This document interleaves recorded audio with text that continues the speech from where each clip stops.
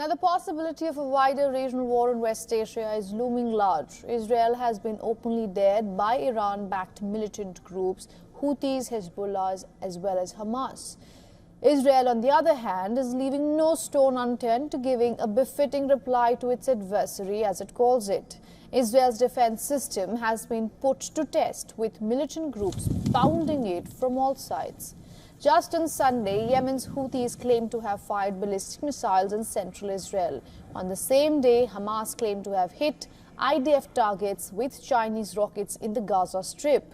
In less than 24 hours, Israel claimed drone strike from Lebanon in Upper Galilee.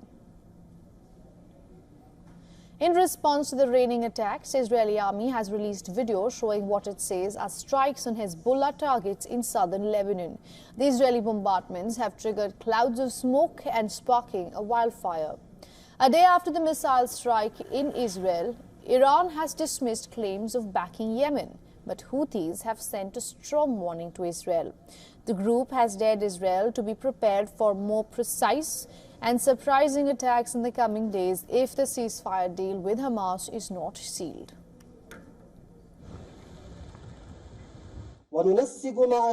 We are coordinating with our brothers, the Mujahideen in Palestine and the Axis of Jerusalem, the Jihad and the resistance, and we are preparing to do even more. What is coming will be greater by the will of God Almighty. Hamas has lauded Houthis for the missile attack, raising questions on the capabilities of Israeli mobile all-weather air defense systems and Iron Dome.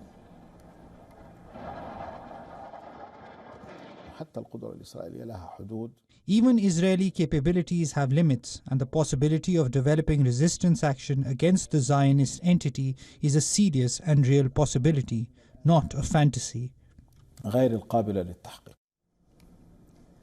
Amid the ongoing fight with Israel, an unrelenting Hamas has vowed to continue the fight despite losses in Gaza. Hamas's top official has claimed that the militant group has enough resources to continue the fight for another 1 year. Israel, on the other hand, is caught on back foot. Israel is not only fighting out militant groups, but also anger brewing within its country to secure a ceasefire deal.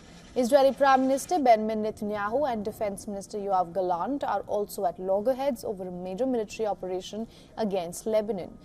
Reports indicate Gallant opposes a major military operation against Lebanon at this time, as a senior IDF commander is actively pushing for a ground offensive. Gallant has reportedly argued that Netanyahu has to prioritize the north over the south, making it the primary focal point of the IDF's efforts. But Netanyahu seems to be backing the demand for the operation, so much so he has even threatened to fire his own defense minister for it. Now, our correspondent Jody Cohen asked the Israeli government spokesperson David Mencer on reports of Netanyahu nearing move to Gallant. Listen in to Mencer's response. First question here I can see is from Jody Cohen at World is One News in India. What can you tell us about reports that Gideon Saar might be given a ministerial role? Thank you for that question, Jody. We won't be dealing with any of those political type questions during these briefings.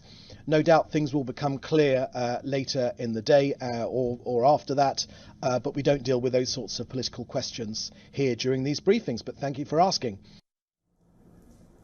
For all the latest news, download the WION app and subscribe to our YouTube channel.